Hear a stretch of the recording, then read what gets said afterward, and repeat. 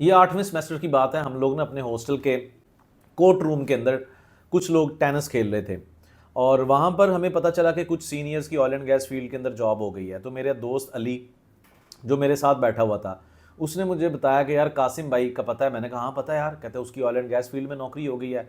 तो अब कासिम भाई जो पहले तो हमारे साथ रहते थे, हम उनको बिल्कुल लिफ्ट नहीं करवाते थे, लेकिन अब कासिम भाई ऑयल एंड गैस फील्ड का हिस्सा थे। तो मैंने कहा यार अब तो कासिम भाई को स्पेशल किस्म की ट्रीट देनी पड़ेगी। उसने कहा नहीं नहीं, वो तो यहाँ पे है ही नहीं पाकिस्तान में, वो तो बाहर के किसी कंट्री में ऑयल एंड गैस की स्पेशल स्टडीज़ के लिए गया हुआ है। मैंने कहा अच्छा। मैंने खैर कासिम भाई को उसी टाइम पे एक मैसेज किया। मैसेज का तो कोई जवाब नहीं आया क्योंकि वो वाकई किसी इंटरनेशनल स्कूलिंग के ऊपर थे, मतलब वहाँ पे ट्रेनिंग ले रहे थे। तो मैंने ईमेल कर दी। ईमेल का जवाब आया अगले दिन और मुझे कॉल भी आ गई। कासिम भाई कहानियाँ सुना रहे हैं कि वकास साहब हमारी नौकरी हो गई है। ये वही कासिम भाई थे जिनके साथ हम काफ़ी फ्रैंक थे और इन्होंने हमारी काफ़ी फूलिंग की थी और हम उसी फूलिंग का जायज़ और नाजायज़ फ़ायदा उठाते उनसे काफ़ी इन्फॉर्मेशन ले रहे थे। कासिम भाई भी ना बड़ी बड़ी छोड़ रहे थे कि हमें इंप्रेस भी कर रहे थे कि हम अब फ्रांस में हैं, यहाँ पे स्कूलिंग कर रहे हैं, मेरी दुनिया की top oil and gas field के अंदर नौकरी होगी और सैलरी का तो पूछो ही मत। पहले मुझे ख्याल आया कि शायद यार ये सोच रहा हूँ हम उधार मांग लेंगे, लेकिन फिर मैंने कहा चलें कासिम भाई बता दें। तो कासिम भाई ने कहा यार अगर मैंने ये सैलरी बता दी तो आप मेरे तरले करने शुरू हो जाओगे कि मुझे एचआर का ईमेल दे दो। मैंने कहा नहीं नहीं कासिम भाई नहीं, इतना मसला नहीं है, मेरे बड़े रेफरेंसेज हैं। अब अल्लाह अल्लाह करके कासिम भाई ने सैलरी बताई ना, तो मेरी जो सारी चीज़ें थी वो हलक तक आ गई। आप समझ रहे हैं ना, ऑयल एंड गैस फील्ड ऐसी है कि जिसके अंदर बहुत शशके हैं। सैलरी की बात कर लो, छुट्टी की बात कर लो, प्रोफेशनल ग्रोथ की बात कर लो, लर्निंग की बात कर लो, या फिर इंटरनेशनल मल्टीनेशनल कंपनीज के कल्चर की बात कर लो। हम सब इंजीनियर्स ये सुन सुनकर अपनी पूरी इंजीनियरिंग जो है वो कवर करते हैं कि फ़लाँ सीनियर की ऑयल एंड गैस फील्ड के अंदर नौकरी होगी, उसकी इतनी सैलरी है। और फिर हमारे अंदर न जाने कब ये जज्बा, ये शौक, इररेलेवेंट टू दैट फैक्ट कि हमारा सीजीपीए कितना है, ये जोश जज्बा परवान चढ़ना शुरू हो जाता है कि हमें भी ऑयल एंड गैस फील्ड के अंदर लिया जाए, हमारी मांगे पूरी करो। हमारे अंदर एक अजीब किस्म का जज्बा एहतजाज की शक्ल अख्तियार करना शुरू कर देता है। तो फिर हमारे साथ भी ऐसा ही हुआ। जैसे जैसे हम एक एक करके 8वें सेमेस्टर से अपना बोरिया बिस्तर लेकर हॉस्टल से घर की तरफ जाने लगे, साथ साथ अब हमारे जुबान ज़द आम ये नारा लगना शुरू हो गया, हमारी मांगे पूरी करो, हमें ऑयल एंड गैस फील्ड के अंदर नौकरी दो। और हमें ऐसे लग रहा था कि यार कोई ऐसा अल्लाह का बंदा आए जो हमारी सीवी देखे बगैर, हमारा सीजीपीए देखे बगैर, हमारी औकात चेक किए बगैर हमें बाजू पकड़कर ऑयल एंड गैस फील्ड की कंपनी में ले जाके ऐसे मतलब धक्का दे और हमारी नौकरी हो जाए। ये सिर्फ हमारी खुशफहमियाँ थी। ऑयल एंड गैस फील्ड के अंदर नौकरी हर बंदे की ख्वाहिश है। मैंने पहले बताया अच्छी सैलरी, अच्छी छुट्टियाँ और अच्छा प्रोफेशनल ग्रोथ और इंटरनेशनल एक्सपोजर। फिर वक्त के साथ साथ मैं 1 साल तक किसी कम मतलब पहले तो ऑयल एंड गैस फील्ड के अंदर मेरी थी ना कि मुझे नौकरी मिल जाए। अब तो मैंने देखा जब 1 साल मैंने वेट किया कोई कंपनी नौकरी नहीं दे रही, तो मेरी औकात ये होगी कि यार भाई कोई तो रख लो, कोई तो मुझे रोटी पे रख लो, मतलब सैलरी ना देना। लेकिन फिर 1 साल के बाद न जाने मेरे दिल में क्या आया कि मुझे एक दोस्त ने कहा कि यार विजिट वीज़ा के ऊपर दुबई जाओ ना तो कुछ ना कुछ हो सकता है। मैंने कहा चलो ये जुगाड़ करते हैं, अगर यहाँ पे कोई नहीं पूछ रहा तो चलो वहाँ पे जाके कुछ ना कुछ करते हैं, हो सकता है वहाँ पे हमारी किस्मत बदल जाए। तो मैंने एक विजिट वीज़ा लिया। अब विजिट वीज़ा लेकर जब मैं यूएई पहुंचा तो वहाँ पर मैंने देखा कि भाई गर्मी बहुत है, रेत हर तरफ है, अब यहाँ पे कौन मुझे नौकरी देगा।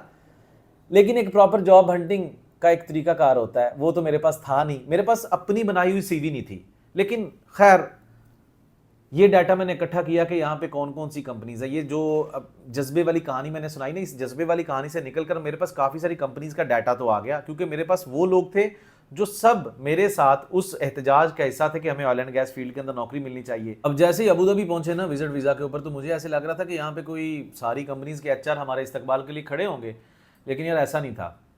हमें तो कोई लेने भी नहीं आया। मैं मोहल्ले के जिस बंदे के विजिट वीज़े पे गया था ना, वो मुझे लेने आया था। खैर उसके कमरे में गए, रहे, सुबह उन्हीं आम लोगों के साथ मिलकर हम रह रहे हैं और फील हो रहा है कि यार यहाँ पर तो ज़िंदगी बड़ी डिफरेंट है, दुनिया हमसे बहुत आगे है। हम तो इंजीनियरिंग करने के बाद बड़ी खुशफहमी का हिस्सा थे और यहाँ पे भी हमें कोई नहीं पूछ रहा। बहरहाल अल्लाह अल्लाह करके वहाँ पे भी कासिम भाई जैसे एक और सीनियर मिल गए जिन्होंने थोड़ा सा गाइड किया, लेकिन वो गाइडलाइन सिर्फ इतनी थी कि हमें एक ऑयल एंड गैस कंपनी में इंजीनियर की ना सही लेकिन टेक्नीशियन की नौकरी मिल गई। लेकिन उस टेक्नीशियन की नौकरी का एक फ़ायदा था और एक नुकसान था। फ़ायदा ये था कि पाकिस्तान से बहुत अच्छी सैलरी थी, मेरे वो दोस्त जो पहले से ही नौकरी ले चुके थे उनसे मेरी सैलरी बहुत ज़्यादा थी। और नुकसान ये था कि जब भी कोई इंजीनियर वहाँ पे मिलता ना तो उसको सैलरी बताने के काबिल ना होती, मतलब कि वो इंजीनियर की सैलरी से बहुत कम थी। अब एक दफ़ा ऐसे ही फील्ड के अंदर नौकरी करते हुए बाई चांस मेरा यूईटी का क्लास फेलो मुझे वहाँ पे जब मिला ना, तो उसने अपनी सैलरी बताई। उसकी और मेरी सैलरी के अंदर इतना ही डिफरेंस था जितना पाकिस्तान और इंडिया के जीडीपी का डिफरेंस है। और उस दिन से मुझे फील होना शुरू हो गया कि मैं भी एक इंजीनियर हूँ। मुझे तो ऑयल एंड गैस फील्ड के अंदर नौकरी चाहिए तो सिर्फ इंजीनियर की चाहिए, क्योंकि मैं भी उसी यूनिवर्सिटी से ग्रेजुएट हूँ। लेकिन फिर मुझे रियलाइज़ हुआ कि उस टाइम पे मेरे पास कोई होमवर्क नहीं था, मैंने जल्दी में ये नौकरी कर ली थी। फिर मैंने अपनी ज़िंदगी के साथ साथ अपने जॉब कैरियर की अवेयरनेस लेनी शुरू की कि यार अगर मैं इसी तरीके से चलता रहा, इसी तरह से मुतमिन रहा अपनी ज़िंदगी से, तो मैं तो यही 3500 दिरहम कमाता रहूँगा। तो मैंने अवेयरनेस के साथ साथ स्किल सीखने शुरू किए कि भाई मुझे किस तरह के स्किल सीखने होंगे। शुरू में बड़ा मुश्किल लगता है कि मैं क्या ये कर पाऊंगा कि नहीं। 12 घंटे की शिफ्ट करने के बाद जब आप कमरे में आते हो ना, तो अपने बिस्तर पर गिरने की बजाय आप नोट्स खोल के बैठ जाएं और एक अजीब सी फीलिंग होती है आपके सामने कि यार इतनी थकावट के बाद मैं ये जो पढ़ रहा हूँ पता नहीं कल को इसके मुतालिक नौकरी मिलेगी भी या नहीं। होता है ना, ये सब की जिंदगी के अंदर इस तरह की अनसर्टेनिटी होती है। लेकिन I was determined with that passion कि नहीं, I have to do that thing, because मैं इस टेक्नीशियन वाली लाइफ से निकलना चाहता हूँ। मैं ऑयल एंड गैस के अंदर एक जॉब कैरियर तलाश करना चाहता हूँ, वाइट हेलमेट वाला, जो इंजीनियर्स को मिलता है। So after consistent routine of 6 to 8 months, जिसके अंदर मैंने अपने स्किल प्लानिंग इंजीनियरिंग को सीखना शुरू किया, कहीं से नोट्स इकट्ठे करने शुरू किए, अपनी जॉब साइट जॉब के साथ, अपने ऑफशोर जॉब कैरियर के साथ साथ मैंने प्लानिंग की चीज़ों को सीखना शुरू किया। And I got 5 job opportunities via job interview calls. लेकिन उनमें से पहली जॉब इंटरव्यू कॉल्स जो थी वो बिल्कुल मेरे लिए फेलियर साबित हुई, but I got that as a lesson learn. अब मरता क्या ना करता, अब मैंने जो चीज़ें सीख ली थी उनकी बुनियाद पर मैंने अप्लाई करना रुका नहीं। मैं अप्लाई करता रहा। पिछला जॉब इंटरव्यू अगले के लिए एक गाइडलाइन थी, टिप्स थे। ऑयल एंड गैस फील्ड आपसे सिर्फ एक चीज़ मांगती है, डिटर्मिनेशन, पैशन। अगर आप समझते हो कि सिर्फ पैसों के लिए मैं जॉब कैरियर तलाश करना चाहता हूं, तो आपकी बहुत बड़ी भूल है।